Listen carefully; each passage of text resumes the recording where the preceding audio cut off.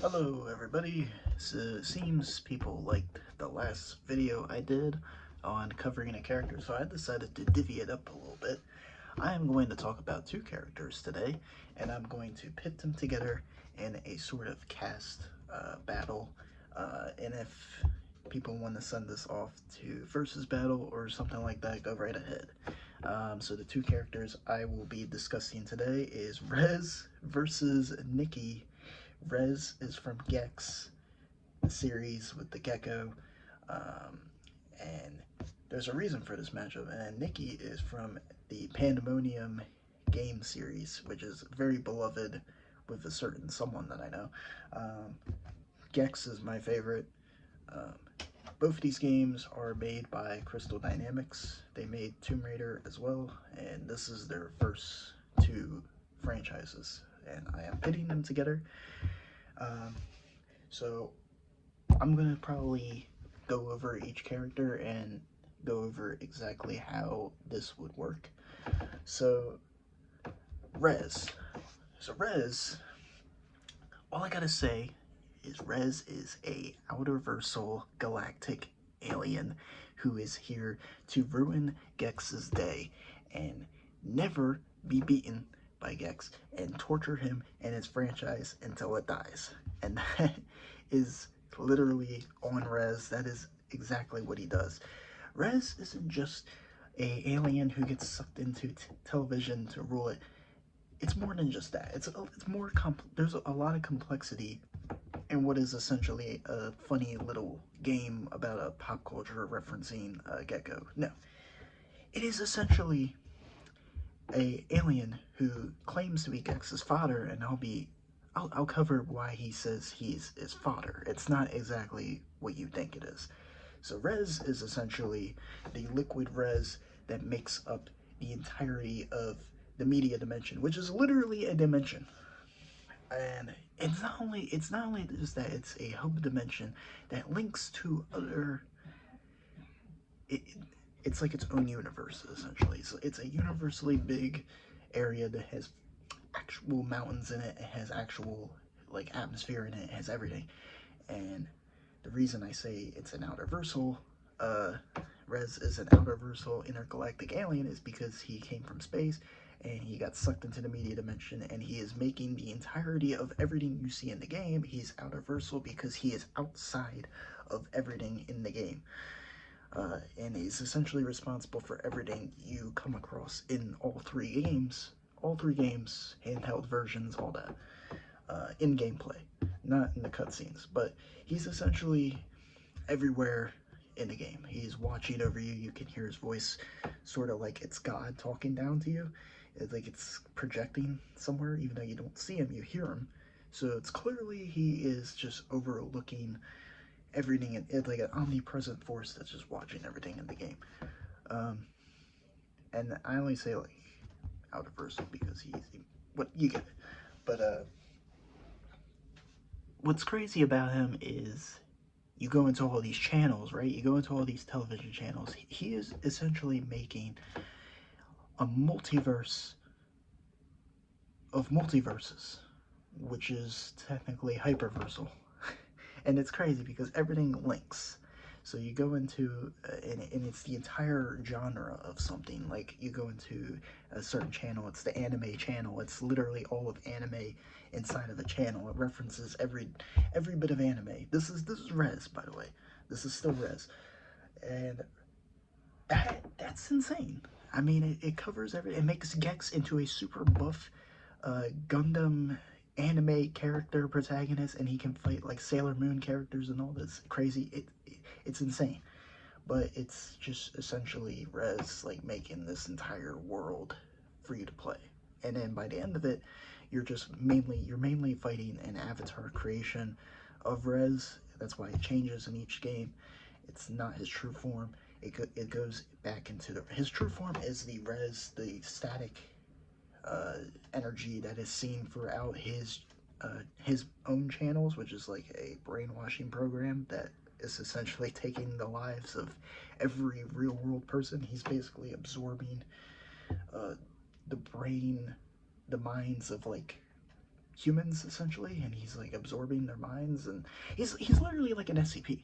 He's treated like an SCP. There is a case file on him in the second game, and being the first SCP, you know, before that was a thing. He is literally the first special containment procedure uh, entity. Another thing about him is, so yeah, that's a crazy thing. There's even like a freaking brain of like a brain creature that's like made out of Rez's like archetype, which is the avatar that he comes, which is his like previous alien self. He just can change it at will, the way it looks. Another thing, he claims to be Gex's father, and I don't mean that as in like family tree. I mean that in holy father, because he is like represented as like uh, an altar to that you need to pray to in a church. Essentially, you at the end of Rez TV, the end of No Weddings and a Funeral, the level it's called that. The end of it, you go to an altar, and it's essentially Rez um, and his television station, portal, whatever. And it's at the top of an altar. It's at the top of a cross, and he's literally putting himself in stained glass windows, basically making himself look like the damn Lord. I mean, he calls himself the Lord of the Media Dimension. He calls himself, I don't know what's up with me. Yeah, he basically rules it like the Lord, like the Holy Father. So that is Rez. Pretty insane stuff. Pretty, he's not untouchable. Gex was able to beat his avatars many different times and succeed, but he put Gex in the timeout and basically ruined his franchise. It's canon. Uh, so yeah, that is Rez. I hope you have a new perspective on him. On to Nikki. So in Pandemonium, I don't really know much about the series, and all I can gather from it is that in the first game, Nikki is a just circus girl. She is a performing acrobatic.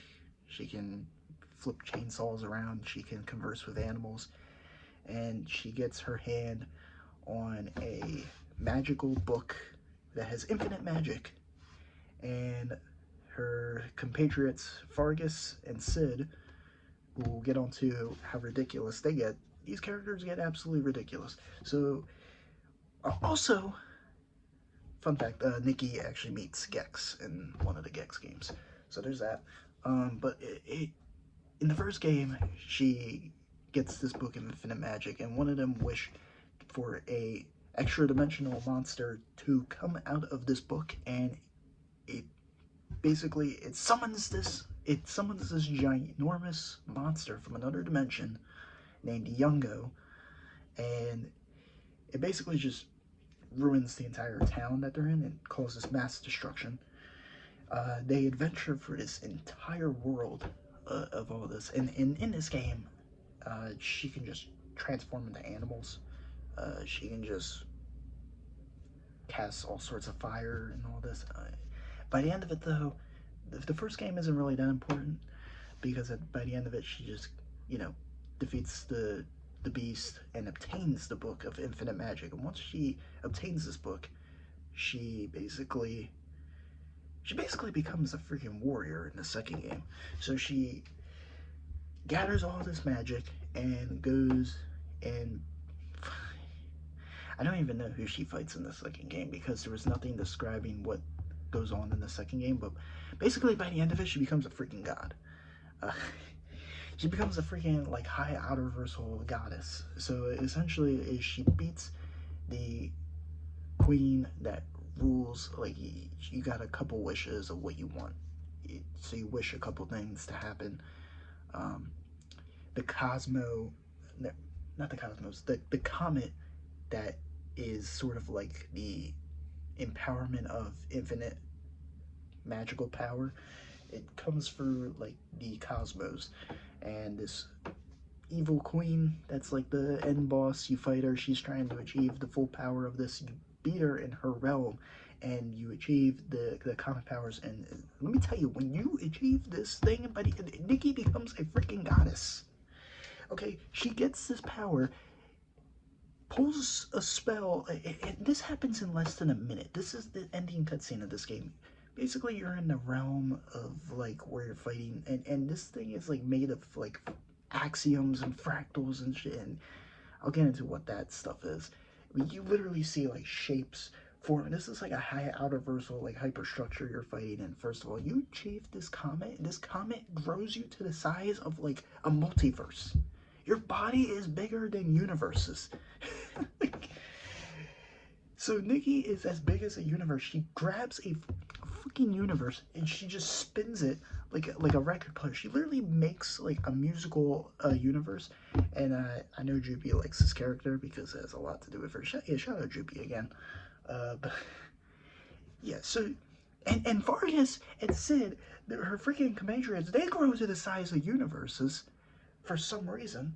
They like tap into a little bit of this comet's like power. It grows them to the size of the universe. She spins a fucking universe, and then all the multiverse starts dancing. And then she grabs a hold of the comet, and the comet is so goddamn fast. They zoom through all of the multiverse, and they're just going so fast. They're bending time and space, and then it just warps them away out of existence to being like a high outer versal like god or something, because they just go. It sends them, and mind you, they're the size of a multiverse and universe. This thing is taking them faster than light out of the freaking multiverse, out of the hyperverse, mind you.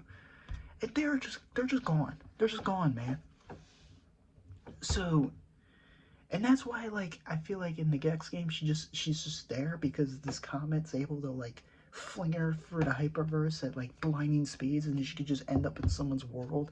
And then Gex is kind of just like, oh shit, who are you? You look hot as fuck. Like that's literally what I can perceive as what's happening. That's why she kind of just vanished from gaming after that, and she's just out of there, man. She's out of the gaming multiverse, hyperverse, whatever. She's just gonna appear in anyone's game, and that's it. That's Nikki. So basically, I think Nikki's got it because just the scaling is much more intense with her. She got like a godlike power. She was able to appear in Gex's universe, and Rez never appeared in anyone else's games.